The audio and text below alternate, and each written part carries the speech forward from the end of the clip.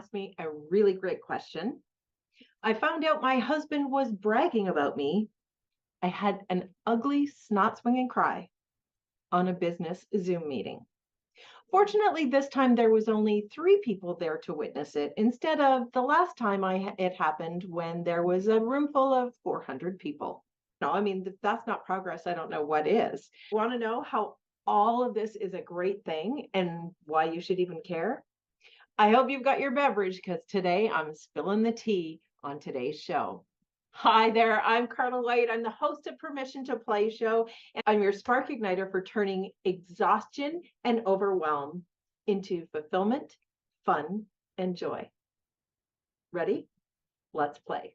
So things were going really well. I had just finished my speaking gig at my hometown consort. I was brought in to speak for an event that they had there, and it was a great night. I had so much fun, and I got to catch up with people from high school, and there was just an amazing group of women, and there were some men there too, which is a different audience for me, but it was so much fun.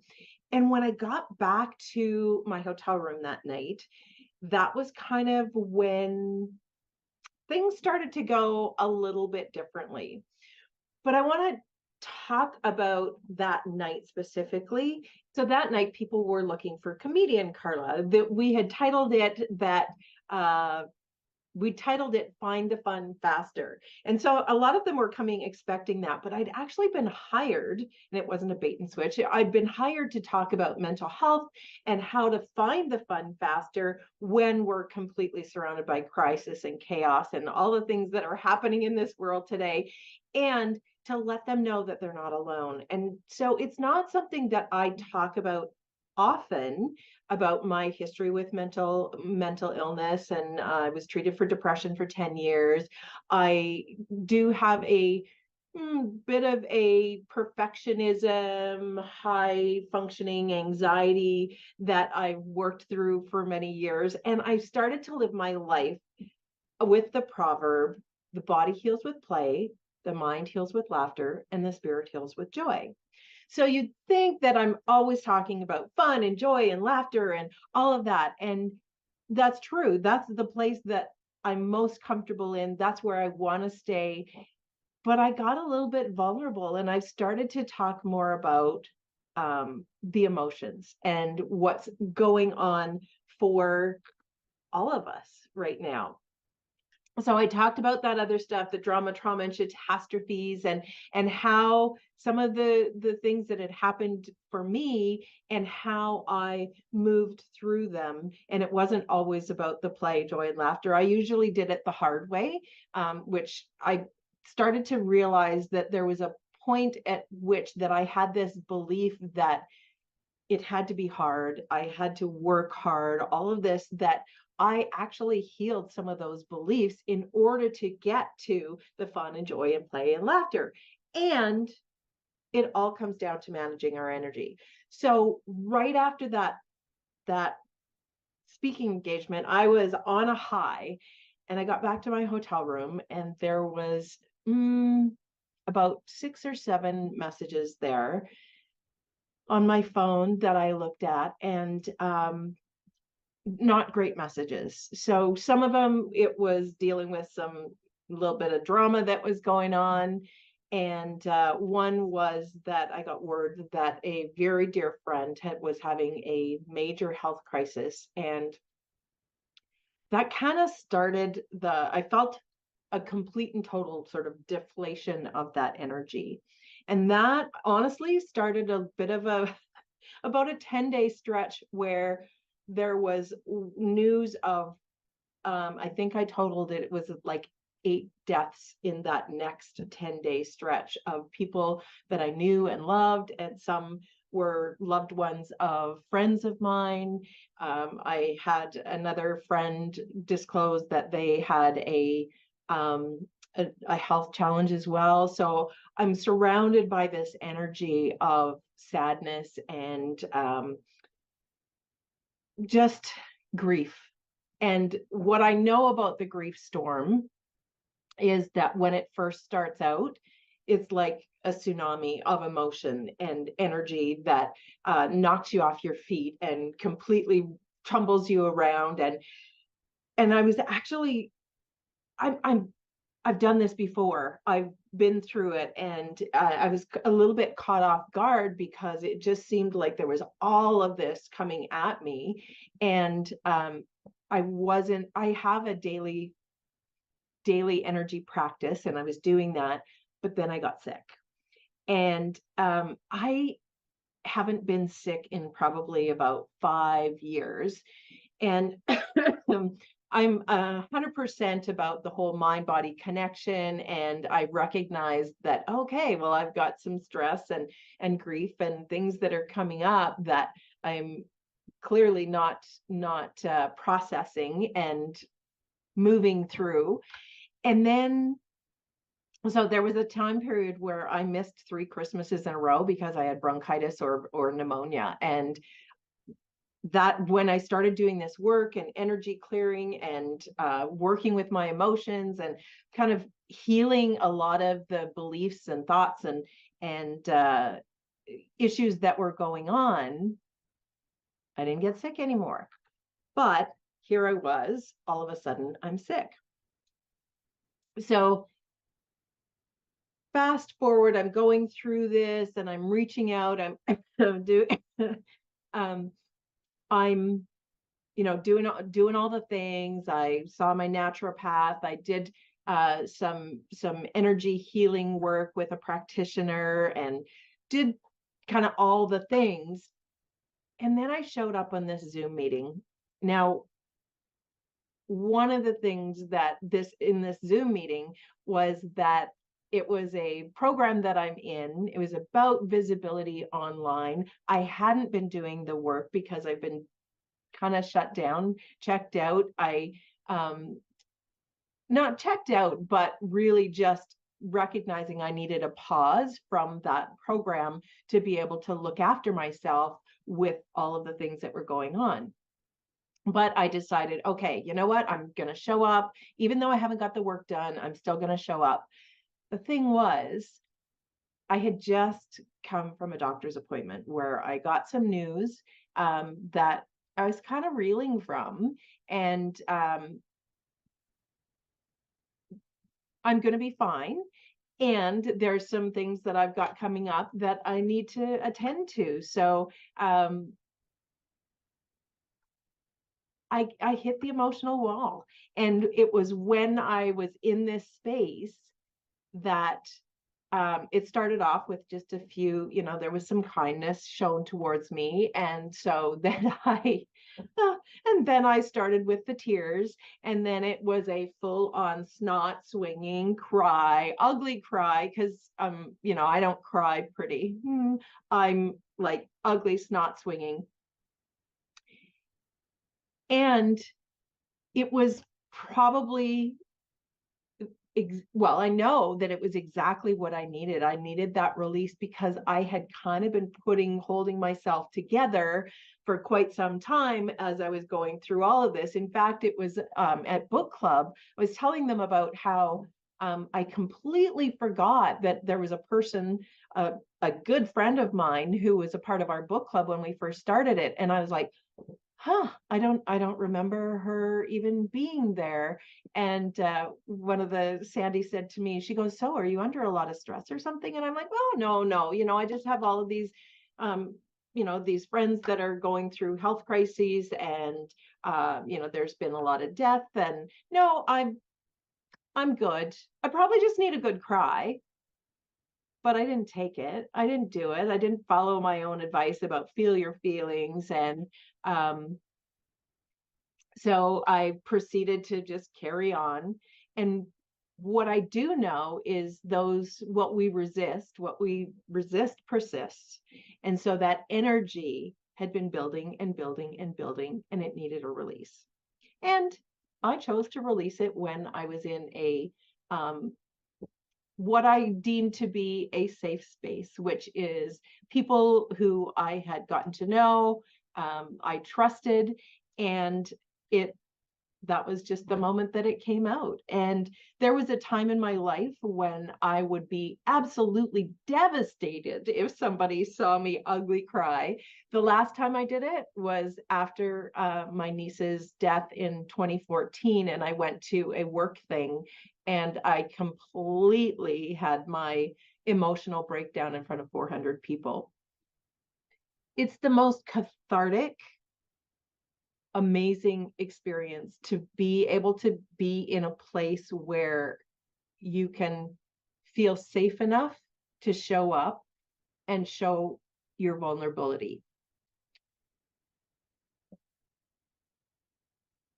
There's not a lot of places like that, but fortunately I have surrounded myself with in B school with supportive people where we get to show up and be ourselves and be wherever we're at on that emotional spiral. And that's the beauty of that. And then I also have my places that I go, my masterminds and my mentors that I work with, that they have created a safe space where you can show up. And the people in the group held space for me, and that's what we call holding space. Is it's like this container or this energetic space for you to just show up and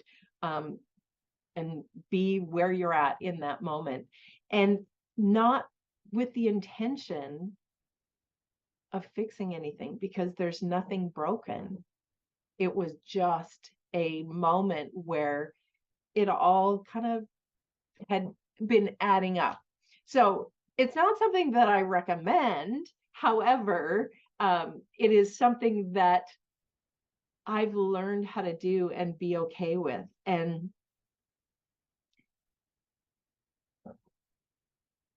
it was that moment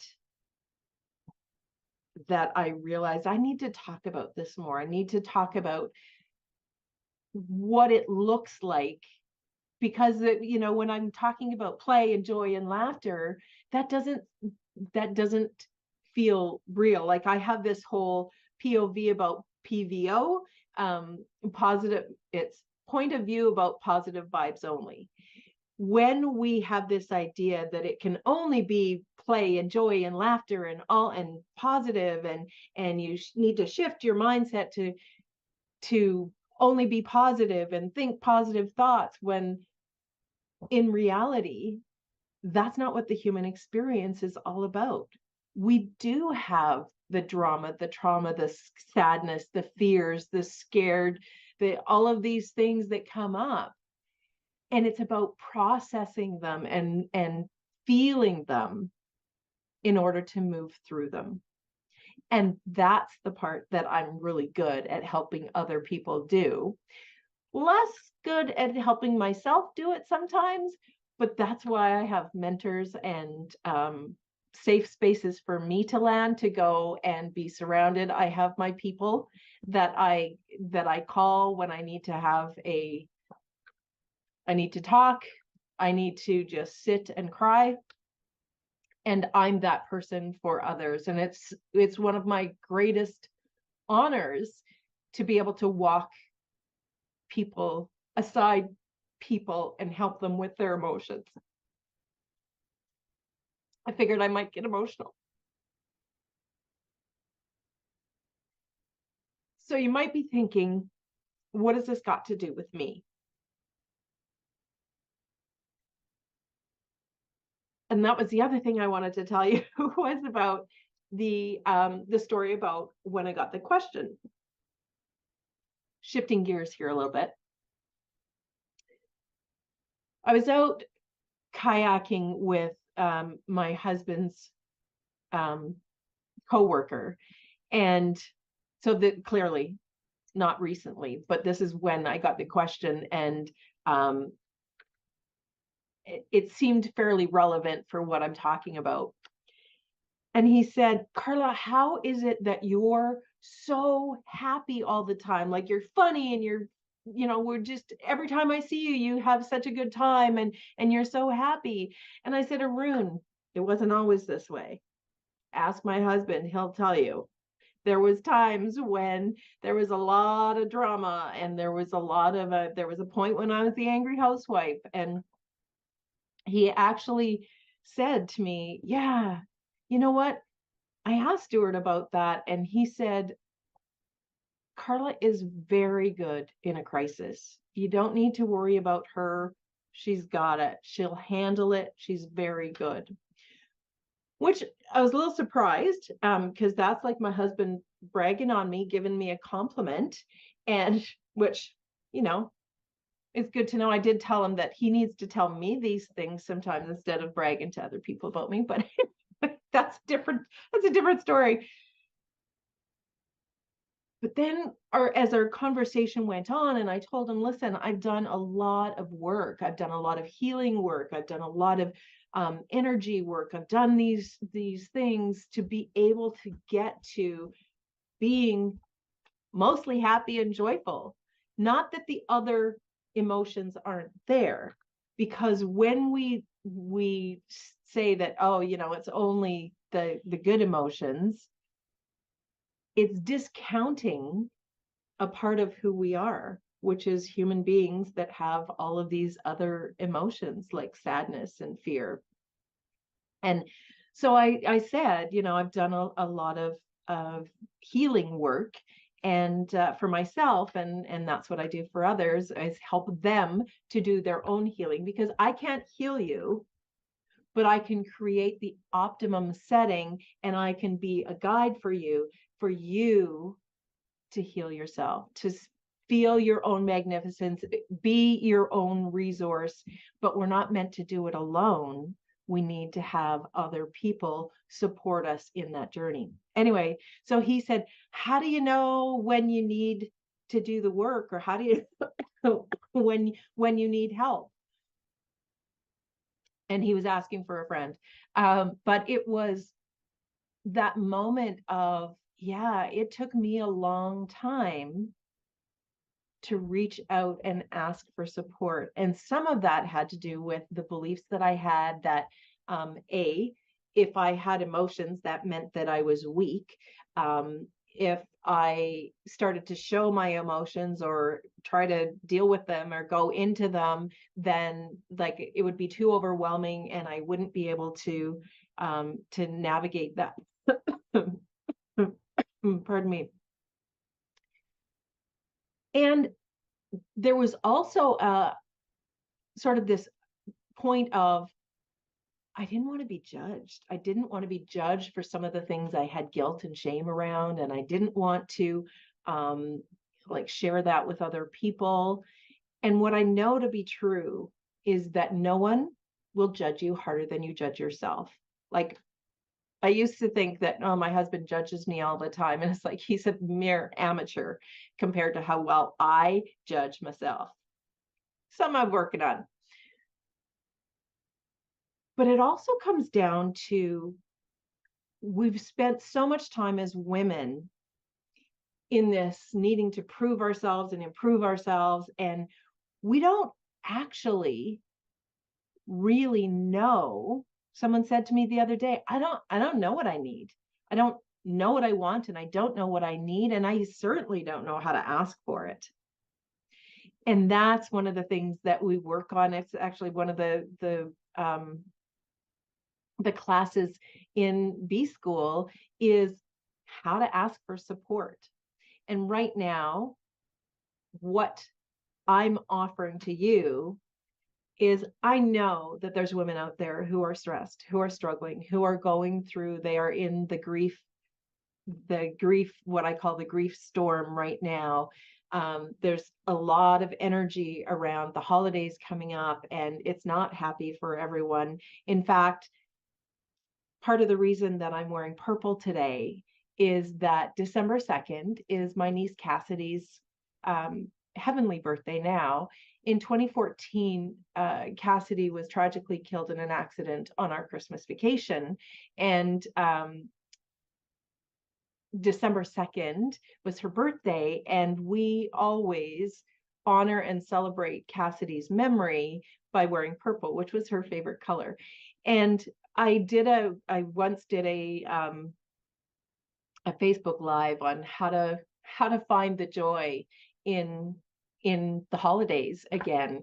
And that's one of the ways that we do it, is we honor her memory by wearing purple on December 2nd. So I'll be wearing this again tomorrow. And we also I also remember that Cassidy was the epitome of joy and play and laughter. So that's what I choose to focus on, is how fortunate we are that we got to witness that little girl for as long as we did. And so again, it's all about how do we navigate that? And I've got some tools. There's ways that we can move through it. And that's how I support people and how I serve people. And what I'm offering is that if you are somebody who knows, hey, I need some support, I need emotional support, mental support, whatever you're sort of identifying, or you don't know what you need, I just ask that you send me a direct message or PM or whatever they're called, and let's start the conversation. I have a complimentary Spark Igniter call where we get on the call and we talk about what's going on for you. And I give you I actually do some work with you on a few things that you can do to help regulate your emotions in the meantime. And then we talk about what you need moving forward in terms of support and where you can go. So all the feelings, not just the play and joy and laughter and fun, but also the sadness, the fear, the can't even think of any other emotions, just sadness and fear right now. But all of those feelings are welcome. And when I say it's time to grant yourself permission to play, I mean living full out, which means all of the emotions, and starting to be comfortable with expressing them and finding a safe place and a community to surround you with that support. I'm Carla White. Have a wonderful rest of your day.